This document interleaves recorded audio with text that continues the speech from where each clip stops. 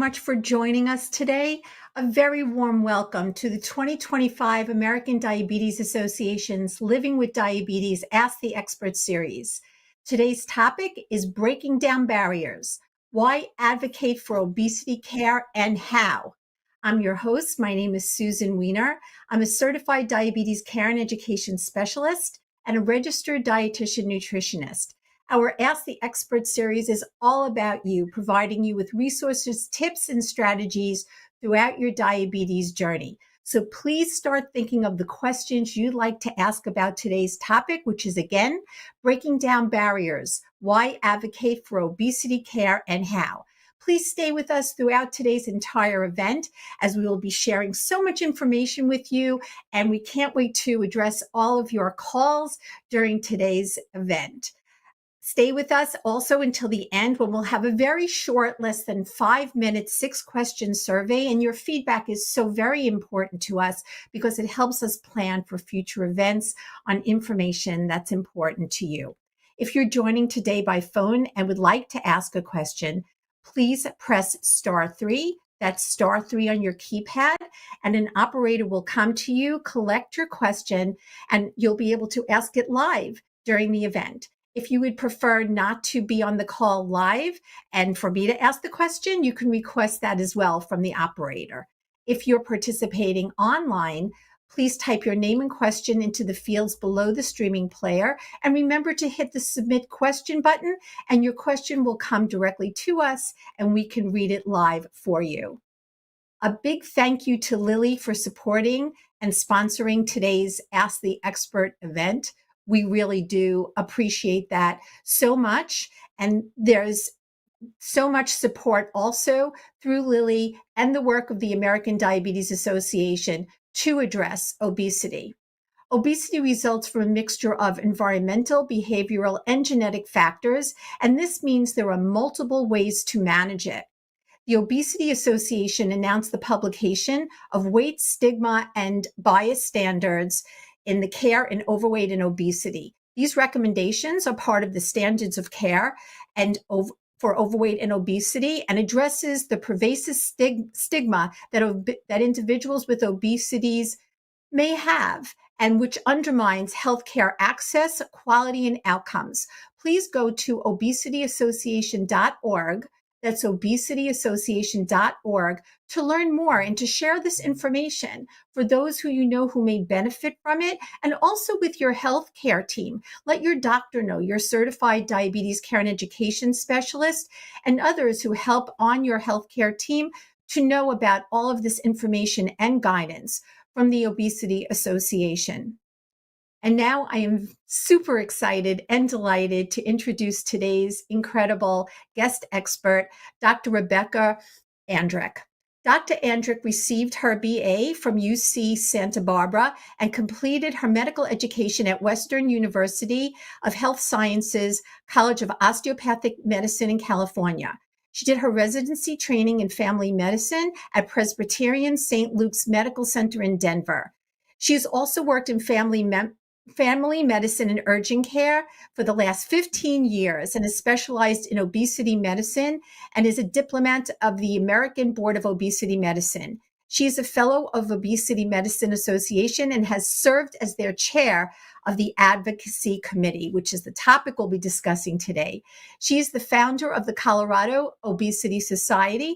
She enjoys teaching and is an associate clinical professor at Rocky Vista University. She's in private practice at Way to Wellness in Denver. A warm welcome to you, Dr. Andrick. We're so excited to have you today. Thank you so much, Susan. I'm pleased to be here. I look forward to the conversation. It's going to be a good one. Thank you again for joining. So let's kick it off with a basic discussion around this topic. What does it mean to advocate for obesity care? And why is that important for a person who is overweight or living with obesity and who is also living with diabetes? Yes, thank you for that question.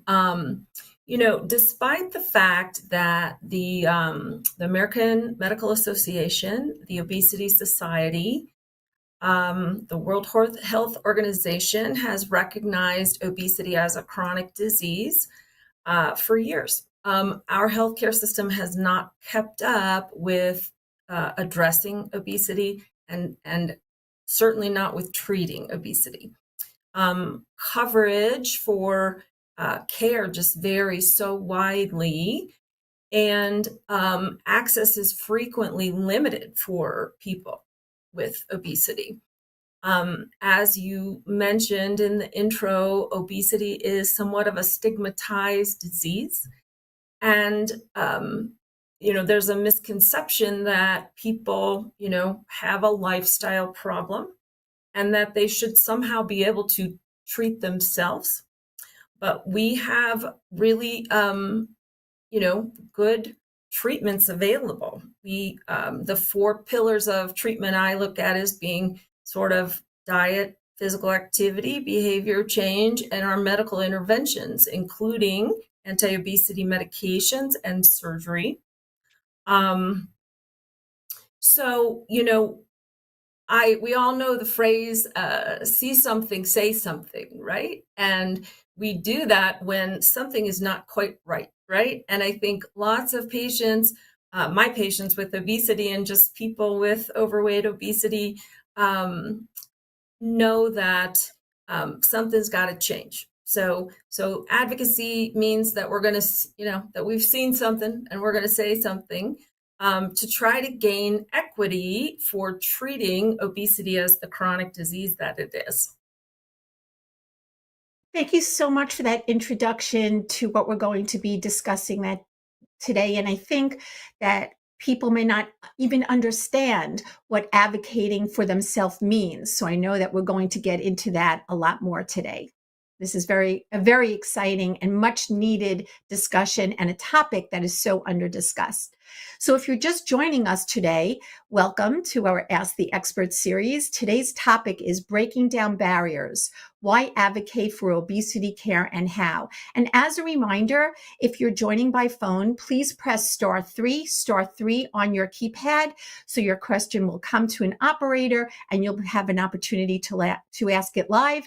And again, if you're participating online, please type your name and question into the field below the streaming player. And please remember to hit the submit question button. And remembering today's topic is breaking down barriers, why advocate for obesity care and how. And before we go to our first question, Dr. Andrek, I would love for you to spark the conversation even more. How do we start to discuss advocating for this topic with our healthcare professional? When we go into our doctor's office and we want to start discussing this, how do we bring up the topic? What's some of the first steps that we can use to start discussing it? Sure. Well, I think that, different providers have different levels of experience and knowledge about treating obesity. And, but I think that they are all aware now of, kind of some of our newer treatments that are available that are really very effective and working well for people. I think that a lot of people have experienced stigma and bias in the healthcare system in their past, right? It can be little things, but it's painful, right? And so a lot of patients with obesity have a lot of trouble seeking just healthcare in general sometimes, much less being able to ask for help to treat this disease. But I think really understanding that, obesity is a chronic disease like any other, like hypertension, heart disease, right? Diabetes, we're talking about that too. And you should be able to bring it up with your provider. And I think that providers often want to talk about it with you, and they sometimes are, not sure if they're going to overstep somehow or, hurt someone's feelings if they feel like, oh, that's all you care about is that I need to lose weight. So I think that a lot of doctors actually and providers will appreciate you just saying, I've been thinking I would like to talk about this. I would like to know what my options are and, throw it out there. That's a great response and something that we can think about in bringing it up and being confident in bringing that up as well. We have a number of great questions that are coming in. Let's go to Rachel. Rachel is calling us from Massachusetts. Rachel, please go ahead with your question. Can you hear me now? We can, Hello? Rachel. Please go ahead. Thanks. Did I hit *3? I'm confused. No, no, no. We hear you. Oh, we're Please go good. ahead. Oh, You're perfect. good. You're good. Thank you very much. I am a type 1 diabetic. I am not obese at all. That was in a car accident and have had 2 back surgeries and have a third one for neck coming up. In the first one, they would not give me enough insulin. Then finally, I had to say, I will go down to the ER and find an endocrinologist to write the script. And in the second one, it was the same issue. And I said, it got to the point where I had, before you tell the technician, before you give me or take any more blood for testing, you must give me insulin. And I showed them, since I wear a Dexcom, it went to 450. We have the third surgery coming up. I'm more proactive. I spent 2 weeks explaining these glitches and wanting to have an endocrinologist to be on board of the team because this is serious surgery. They want the name of my current endo. I said he does not have privileges, so he cannot do anything effectively or legally. And I finally got the answer was that if there's a problem, we'll call an endocrinologist. That seems pretty scary to me. It is, and thank you. I think that thank you so much for that question. And I think, Dr. Andrick, if you'd like to maybe I'd love it. address that, Sorry to and be maybe wordy. how. That's Appreciate okay. you. You're good. You're good. And we appreciate you too. If you can maybe speak to how Rachel can Correct. advocate for this. Right. I got it, Rachel. Thank you. Well, Rachel, I think a lot of people are having experiences in the healthcare system where they feel like they are not just being heard and not really getting the care that they need. And so I appreciate that you, right, really felt like, something's not right. And I have to advocate for myself. And you spoke up for yourself, not just once, twice, it sounds like multiple times to sort of get what you felt like you need.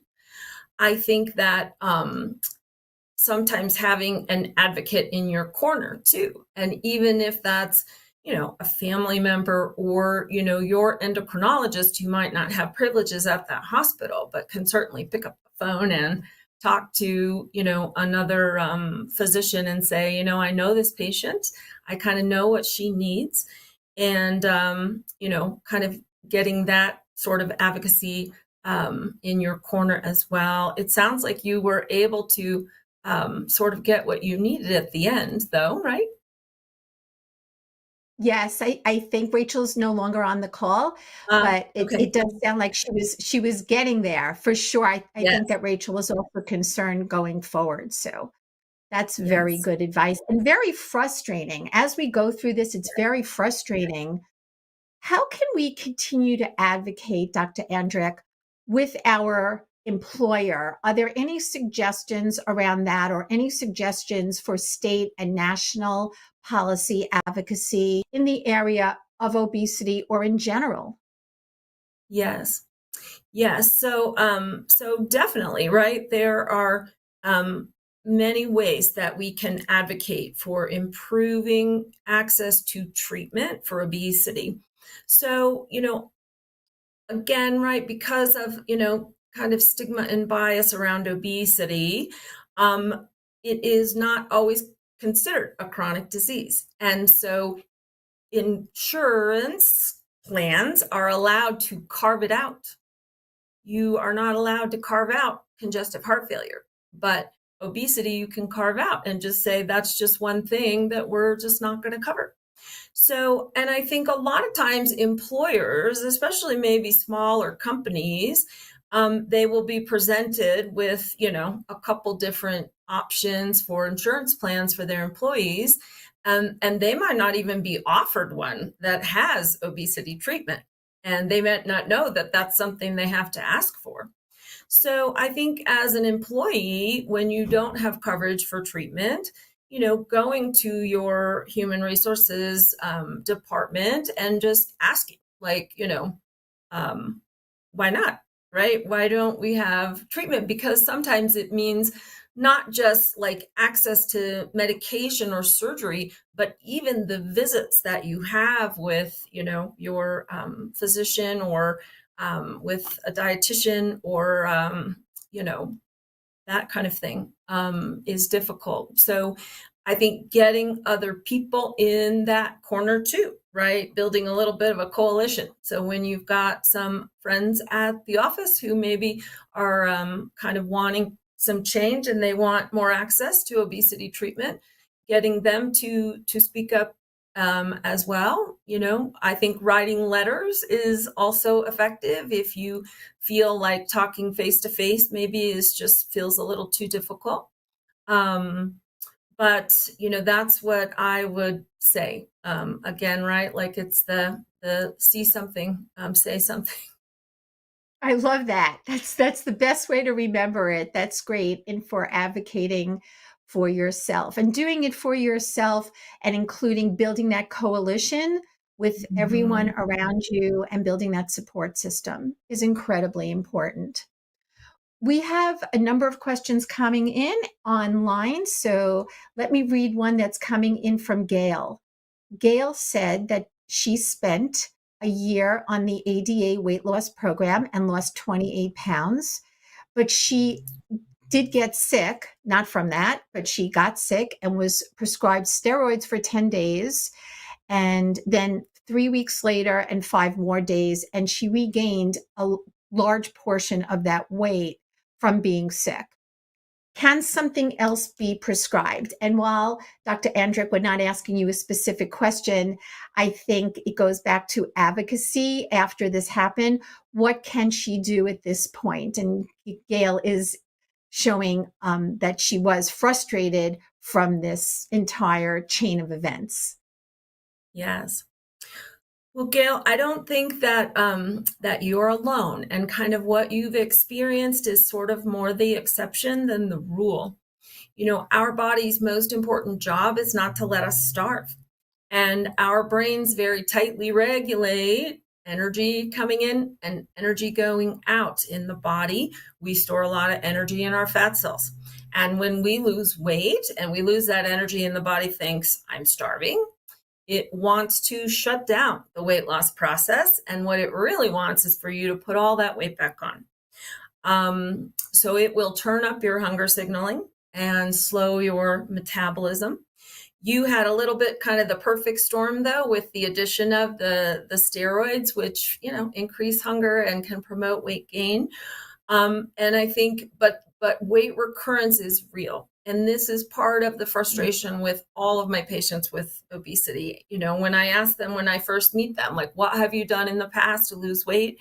And they have had successes, maybe 1, 2, 5 times, right? But often followed by weight recurrence. And people often blame themselves or feel like they went back to their old habits. But really, there's a physiologic change. We call it metabolic adaptation. And it's not your fault. I think that, medical treatment is important. When we are doing lifestyle changes, the studies sort of show us that we'll get about 3 to 5% body weight loss. But when we add medication, right, our older oral medications, maybe 5 to 10% body weight loss. But kind of newer anti-obesity medications, a lot of the GLP-1 injectable medicines that everybody has been hearing about the last couple of years, can give us, 12 to 21% body weight loss, right? It can be much more significant. And it's these medications that, that I spend a lot of time advocating for. I think surgery also a very important tool in managing obesity long term.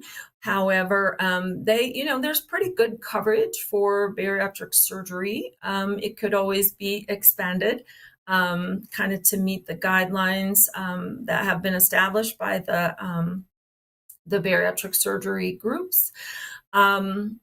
But anyway, I think, the lifestyle change is still going to be important, and it's going to be what helps you to maintain the weight long term. But sometimes, longer term treatment with anti-obesity medications can also help prevent weight recurrence.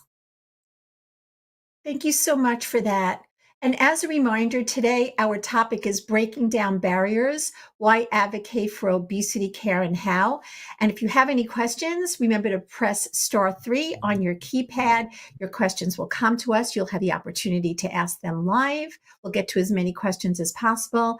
And if you're asking a question online, please remember to type your name in your question and hit below the streaming player, and then to hit the submit question button. And that then will come directly to us. Let's go to another question. And it's kind of on the topic of what we just discussed, but I think that Pamela is asking a great question. Let's go to Pamela, who is calling from Pennsylvania.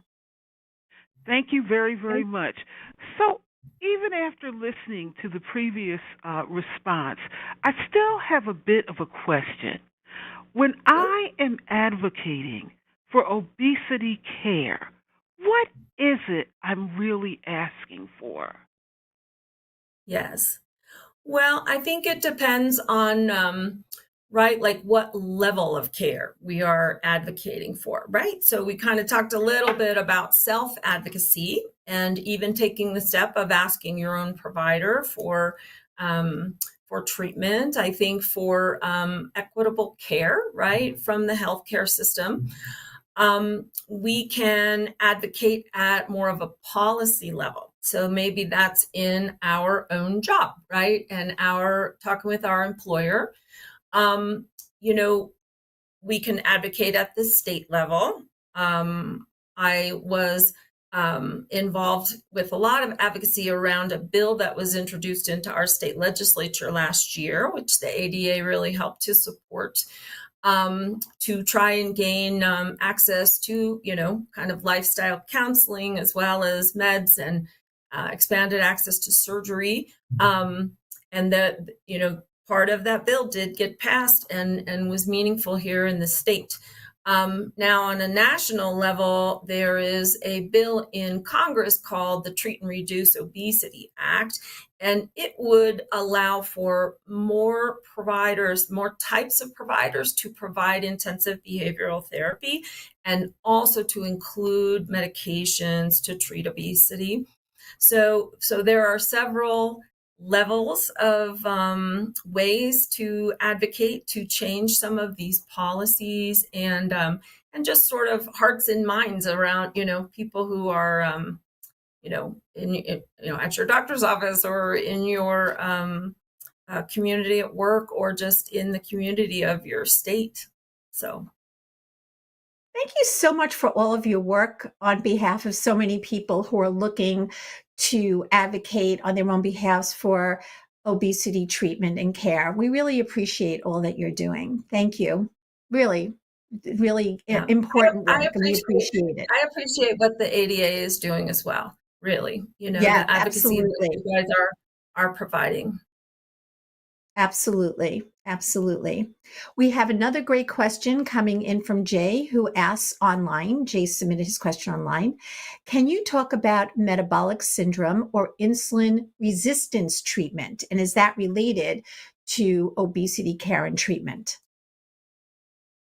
Yes. So insulin resistance is a frequent metabolic change that goes along with obesity, especially, adipose tissue or fat cells that we carry kind of deep in the belly. What's in and around the organs is a metabolically active endocrine organ and putting out a lot of hormones and signals that will cause what we refer to as insulin resistance. And so it means that your cells are not utilizing insulin very well.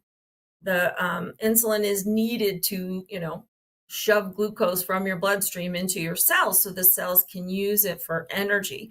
And over time, the pancreas has to start making more and more insulin to try to shove the glucose into the cells. And sometimes over time, the pancreas has trouble keeping up. And then we'll start to see people's glucose levels going up, followed by like the hemoglobin A1C number, which is that test that tells us how high has your blood sugar been running over the last 2 to 3 months. Insulin resistance can also cause other features of metabolic dysfunction, like increased triglyceride levels, low HDL cholesterol, hypertension, sometimes what's called metabolic associated steatotic liver disease. We used to call it fatty liver disease, all related to insulin resistance. So treating obesity and reducing some of the adipose tissue, especially visceral fat in the belly, really helps to decrease insulin resistance and reverse the metabolic syndrome, those other conditions I just mentioned. Okay, thank you so much for that. Appreciate it. We have another question that came in online, which is a really good one, going back to working with our employers and insurance.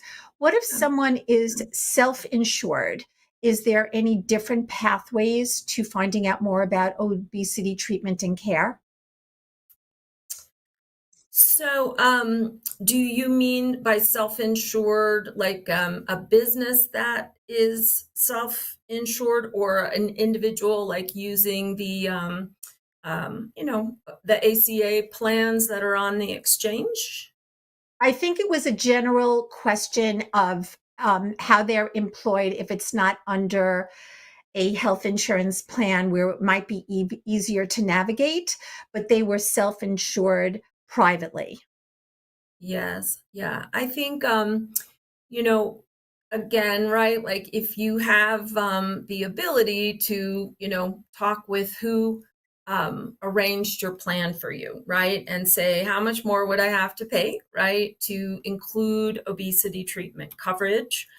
I think that people who are using, plans on the exchange, right? Through the ACA, a lot of those plans do not include obesity coverage, and it's a difficult problem. It is Yeah, um, difficult to to get. navigate and probably you're right, very individualized based on Yes, what the care is and right, and maybe yes, even going yes, through um, yes. who you got the coverage from and trying to Right. navigate that way. But Absolutely. organizations like the ADA, the Obesity Care Advocacy Network, the Obesity Action Coalition, are also, talking with our congressional leaders about making obesity care, obesity treatment, an essential health benefit through the ACA. So even though I think that the ACA recognizes obesity as an essential health benefit, like nobody else really acknowledges that, or like it's not in practice. So that is another place for advocacy, because it would change a lot. Absolutely, absolutely. Let's go to another live question that we have from Les. Les is calling from Dodge City. Les, please go ahead with your question. Yes, are you there? Yes. Yes, welcome. Okay. Well, recently I had had a stroke and was put in the hospital. And while I was there, they had discovered, I told them I was weak, and they did a blood test, and they said, "Well, you got COVID." And they moved me to a care facility. and they also said, you are borderline diabetic. While I was at the care facility, they served us apple pie, cherry pie, blueberry pie, cakes, cookies, fudge, all sorts of sweets and goodness, good things, and they knew my record, and still they served us fattening foods, and I think I gained weight while I was there, and I tried to tell them, and they took us to the doctor, and the doctor took a blood test, and after I got my blood results back, he said, "Well, all your blood results are fine." He said, "Whatever you're doing, keep it up. You're doing fine." And I said, "Well, that's great. That means I can keep on eating candy bars and cookie and pop and sodas and candy and cake and everything." And he said, "Well, try to cut back. Don't eat too much of it. But, yeah, you can still have some." Now, is that true? Am I dreaming? Yeah. Well, Am I a borderline or what?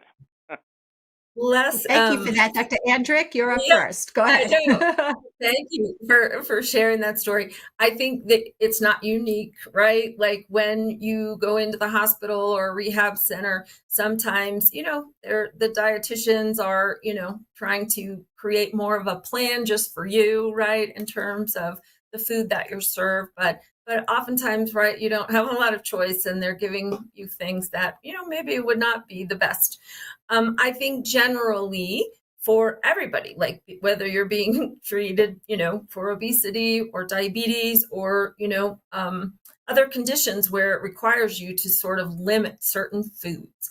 I look at it as that we just have to moderate it, right? Like that we can never have cherry pie again, but maybe we're not having cherry pie every day, right? And we're having kind of the small piece instead of the big piece, right? So I look at a little bit like 80-20, right? That 80% of the time we're making like really good healthy food choices, our fruits, our vegetables, our lean proteins, whole grains.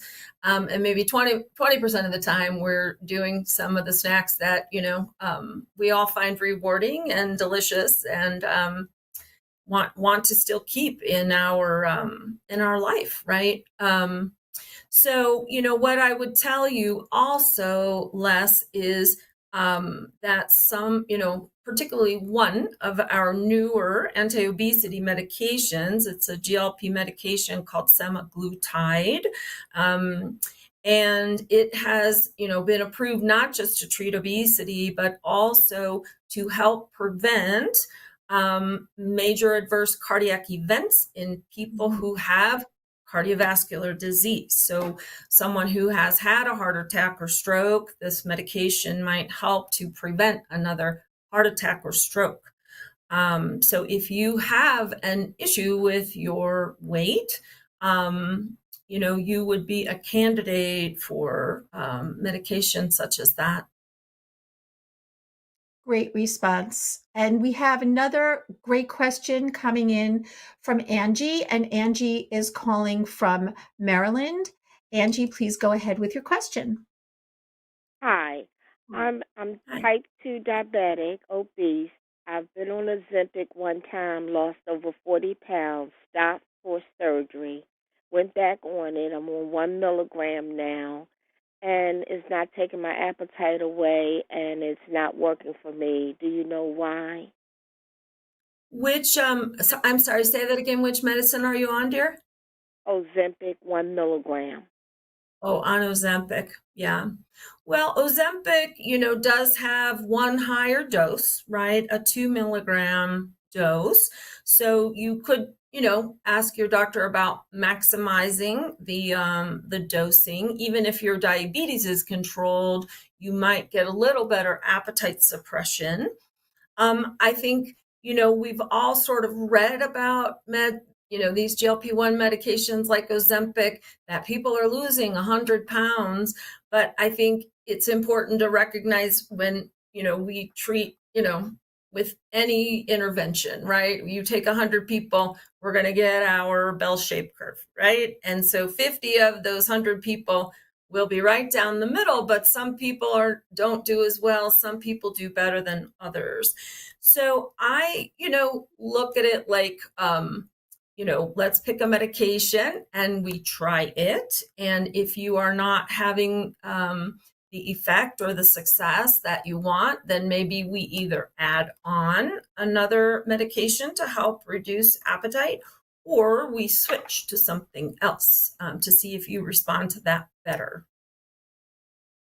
Dr. Andrick, in Angie's question as well, if she was taking Ozempic or a similar GLP-1 medication, which was working for her in the past and then went off it, Yes. and she's on it again, Yes. does this happen often, that it's not the same response when you reintroduce the medication, even if it's at the same dosage? Yes. And I think, in your situation that, you had 40 pounds of weight loss, right? And we kind of talked a little bit about metabolic adaptation because your body wants you to, restore the energy that it had, right? To kind of put that weight back on, and it will increase your hunger signaling. So when you started the Ozempic the first time, it did a great job suppressing your appetite. But after 40 pounds of weight loss, your brain increasing your hunger signaling, that same dose of Ozempic is not quite cutting it now, right? So again, maybe thinking about increasing to the 2 milligrams and then adding something else on to reduce appetite if needed. You made a really good point before, as well, with lifestyle changes, and it cannot Yes. be over discussed enough that No. physical activity, in particular, weight Yes. training, resistance training, in addition to Yes. regular aerobic activity, is extremely important. Can you address that as well? Yes, absolutely. So like we were talking about before also, right? We look at kind of the four pillars of treatment of obesity. So one is, our diet, right? What are we eating? What's our eating pattern? Physical activity, how much are we doing? As Susan mentioned, right? Like ideally we're doing some kind of cardiovascular exercise to kind of increase our heart rate, but also adding some strength training. Especially when we're losing weight, we don't want to lose muscle, right? So increasing resistance strength training, behavior change, important, and then again, medication or surgery. So I am not discounting at all, right? The lifestyle behavior change, it really is crucial, and it's what is going to help us with weight maintenance long term. Because we always think weight loss is the hard part, but really keeping weight off long term is the hard part. It's so true. It's very, very true. And you made such a great point before when you said we may have lost weight several times, but the regaining is something that happens to so many people, which was brought up from several callers today as well. Jay is also asking another question online, which is excellent. Do you know where one can find advocacy groups, whether it be local, state, or national levels? And we'll also talk about that a little bit later on one of the Yes, slides. But I wanted to give Dr. Andrick the yes, ability to discuss that as well. yes. So, I know, right? The ADA has resources that I think, Susan, you'll go Right. over. But the Yeah. Obesity Action Coalition is also a very great organization that is meant for people with obesity who want to, advocate for getting policy change. And, you can sign up and they will, right, if there's a, something happening in Congress, or right, like the Treat and Reduce Obesity Act, you can go on there and say, yes, I'm going to fill out this form letter to have you send to my two senators and my congressional representative. It's a form letter, so you can change it if you want, or you can just have them send it. But sometimes it can be as easy as that. Sometimes it's, the volume of noise, right? Like how many of those letters is, your particular senator or congressional rep getting about that topic? Because then they start paying attention, like, wow, I've gotten 100 of these. People are really interested. So even doing little actions like that can make a big difference. If you, particularly write to your, senator or representative, right? Just email them yourself directly. You can ask for a meeting and say, I'd like to talk to you about this. And don't forget your state legislators too, your state senator, your state representative. Like I said, here in Colorado, we had legislation these last couple years, and really a lot of people advocating, I think, to their local representatives is what helped push this bill as far as it did, and also, lobbying the governor, right? Because ultimately he had to sign it. So, your state legislators can be your next door neighbor, right? Like they're people just like you, right? And maybe often a little easier to talk to. So, I don't know, just don't be shy, right? Like you can talk to them. That's what they're there for. Every person can make a difference, and together we can make a huge difference. So Yeah. for sure, that's some great advice. Let's take another live call from Timothy. Timothy is calling from Virginia. Timothy, thank you for being patient, and please go ahead with your question. Hi, my name, well, obviously Timothy. Can you hear me okay? Yes, you're Yes. good. I have two questions. First, I've been a type 2 for close to 40, lost over 200 pounds on it. I've tried real hard to stick with the diabetic diet, take my insulin regularly, and those kind of things. And I've recently just found out that my EGFR has put me into a category or 3A kidney failure that they say is due to diabetes. And I'm wondering, is the diabetes diet, or is it the insulin, or what is it about diabetes that causes your kidneys to failure? Is the diet the same for diabetes and for kidney function? And then my second part of that is, with kidney function, am I going to go through and experience a weight gain again? I mean, I really try hard to keep my weight, and so that's kind of a fear, but that's kind of where I'm at. Yeah. Thank you, Well, Timothy, thank for that you. question. Yeah, thank you. And good job on, the weight loss that you've had. It sounds like you've been working hard to try to keep your weight down. Diabetes creates plaquing in our, like, not just big arteries, but sometimes small arteries. It can lead to several complications because of kind of that decreased blood flow. And so, part of it can be kidney failure from that. Some people may experience what's called diabetic retinopathy, right, from decreased blood flow and some plaquing in the small arteries. Neuropathy in the feet, right? It can affect several different things. I think you keeping as good of control as you have been of the diabetes is going to help a great deal. I missed what medication for diabetes that you said that you were on that had helped you with the weight loss, but there are, some diabetes medications that will slow the progression of the decline of kidney function, that also will help with weight loss, or at least help you maybe with weight maintenance. Yes, and I think that what Timothy was also sharing is, and it's hard to know this example because you're not, of course, his personal care physician. He's tried so hard and has lost such a substantial amount of weight and has tried to keep up with it.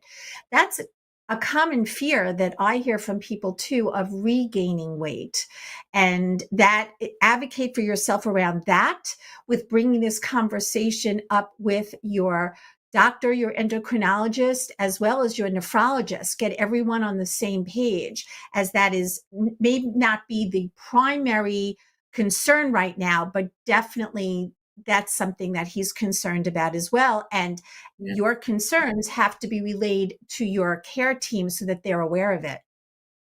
right. Absolutely. Absolutely. Always keep that in mind when discussing all of these points. So all of those things are very important. There was one other resource that I wondered if you can speak a little bit about, called Everybody Covered, which is a women's health resource. Have you been familiar with that, Dr. Andrick? Yes, yes, I have heard of it. That is, an advocacy group, right? Yeah. Mhm. And trying to, just as the name says, right, everybody covered, right? Like Right. insurance, coverage for healthcare problems, and in particular for obesity, like we talked about, um, you know, management. Long term, right, is what is necessary, because like we talked about, obesity is a chronic but also relapsing disease. Yes, very well put. So that is another piece to be considered. And these questions have been phenomenal today. I really appreciate everyone calling in, because it's also a very personal journey that people are on with their health care, their diabetes, obesity Yes, care management and treatment. This is yes, very personal. So we yes, appreciate you sharing your stories, and promise you that other people who are listening can learn from what you've been through, what your questions are as well. So we really do appreciate that. yes. Remember to schedule a visit with your HCP to focus on obesity management. And Dr. Andrick, do you recommend, as I'm going through this slide as well, to schedule a specific appointment if that is something you want to discuss, because healthcare appointments are so short these days, to focus on obesity management? Just a scheduled appointment to discuss that. Is that something that you recommend? I think that that's perfect, right? I think that that's great, right? Your healthcare provider, like there's no beating around the bush. You're like, that's why I'm here. I want to talk about my weight. I want to talk about my treatment options. Um, and I think just making that clear, sometimes they don't have a lot of time. And if they think you're there just about your blood pressure, they might be taking the conversation in one direction, talking about your blood pressure when you really want to talk about your weight. So I think primary care, it's one of the things I work with a lot of family medicine residents. And we talk about how, when you're managing someone's weight, you just make follow up visits to just talk about that, right? Because, multiple visits are going to be required. So, anyway, treating it as its own disease, just like you do, your high Yes. blood pressure checks, your diabetes checks, your, whatever else, right? Super important. And during those discussions, setting realistic weight loss goals, learning about treatment options available to you, as we talked about today, asking for appropriate referrals to a registered dietitian, nutritionist, diabetes care and education specialist, perhaps physical therapy, mental health specialist, whoever might be needed. Please visit, you can scan the QR code, or please visit diabetes.org/become an advocate. And I know that we had questions about that today. Jay typed in a great question online on how we can actually advocate. And as Dr. Andrick brought up, we have fantastic resources on diabetes.org on the ADA website that are listed here. You can sign up to become an advocate with the American Diabetes Association and Obesity Association. So these are all very important ways that you can advocate for yourself and, of course, for your community. And these important steps include talking to your doctor and members of your healthcare team about an obesity focused visit, and the optional treatment plans and all the options that are available to you. Please go to obesityassociation.org and register for our next Ask the Experts event at diabetes.org/experts. Dr. Andrick, it has been incredible speaking with you today. Are there any other takeaways or key talking points that you want to be sure that our listeners take away from today's discussion? Yes. So I just want to tell everyone that, you know, when I meet with legislators, right, or, you know, other policymakers, if, you know, I can go and educate them about the disease of obesity. But what really changes hearts and minds are patients themselves, right? People with obesity to share their own individual story. So, whenever possible, if I've got a meeting with a legislator or their staff, I will ask a patient to come with me to do that visit, because I find it's the patient stories that really are the most powerful. And sometimes they're hard to tell, but consider it, right? In your advocacy, really sharing your own personal story is what is going to move the needle. Oh, that's so important. And we have here a QR code that you can also scan or visit diabetes.org/advocacy stories to share your own story and to help others who are living with diabetes and obesity with their understanding and bringing that voice of your own stories, as Dr. Andrick just suggested, to these advocacy policymakers is extremely important. And advocacy storytelling, we have an advocacy storytelling webinar this evening on 10/4 at which is October 14th at 6:30 p.m. If you'd like to join, we'd love to have you, so please do that as well. Thank you all for sharing so much of your journeys today, and especially a great big thank you to Dr. Andrick for all of this amazing information. We appreciate you so much and all of your efforts. Yeah. Really Yes. fantastic.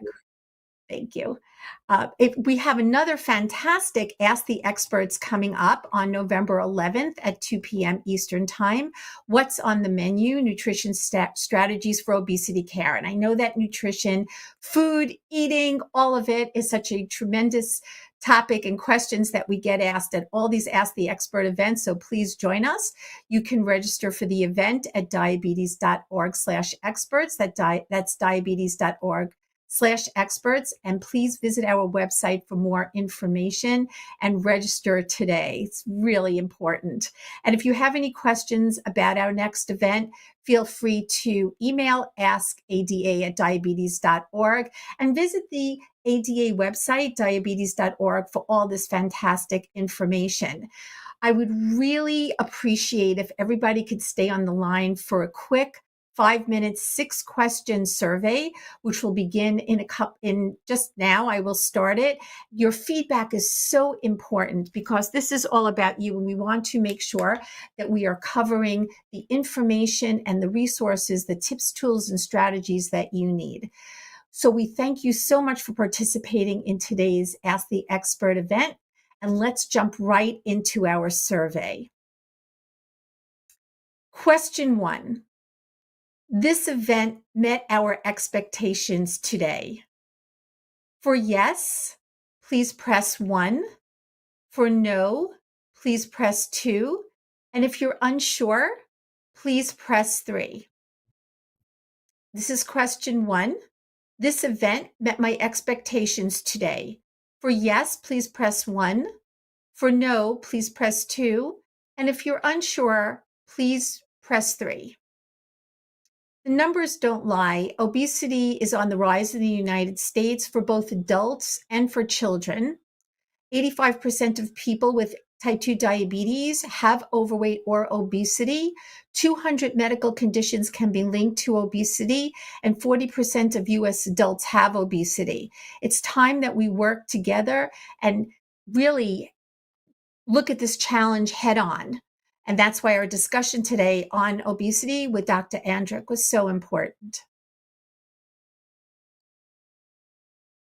Thank you for answering question 1. We appreciate you. Question 2. I will attend another Ask the Expert event. For yes, please press 1. For no, please press 2. And if you're unsure, please press 3. I will attend another Ask the Expert event. For yes, please press 1. For no, please press 2. And if you're unsure, please press 3. Anytime you want more information about obesity management, please visit diabetes.org/obesity. That's diabetes.org/obesity.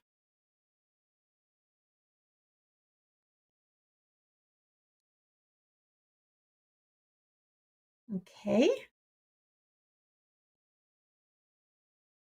Let's move on to question number 3. This event improved my knowledge of advocacy in obesity care. For yes, please press 1. For no, please press 2. And if you're unsure, please press 3. This event improved my knowledge of advocacy in diabetes care. For yes, please press 1. For no, please press 2. And if you're unsure, please press 3.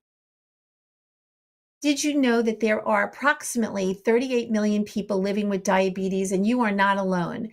If you're looking for peer support, the ADA for Peer Support offers community through local state offices, diabetes camp, online forums, and more. Please check out www.diabetes.org/community. That's diabetes.org/community for more information. Let's move on to question 4. Only a couple more. We appreciate you taking this survey. Question 4. I intend to use the knowledge I gained from my and my own loved one's next appointment with a healthcare professional. Question 4. I intend to use the knowledge I gained from my or my loved one's next appointment with a healthcare professional. For yes, please press 1. For no, please press 2. And if you're unsure, please press 3. Remember to check out the ADA website to take simple and practical steps to reduce your risk of diabetes-related complications, including cardiovascular disease and kidney disease.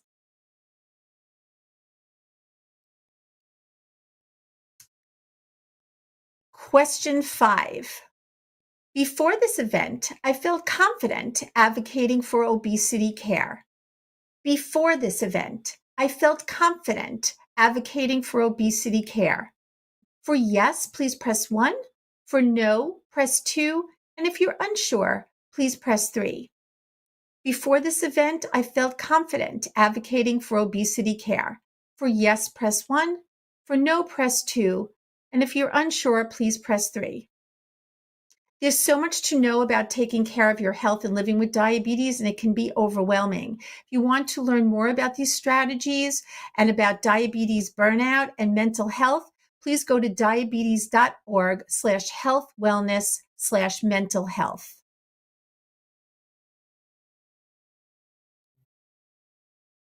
And we're at our final question, question 6.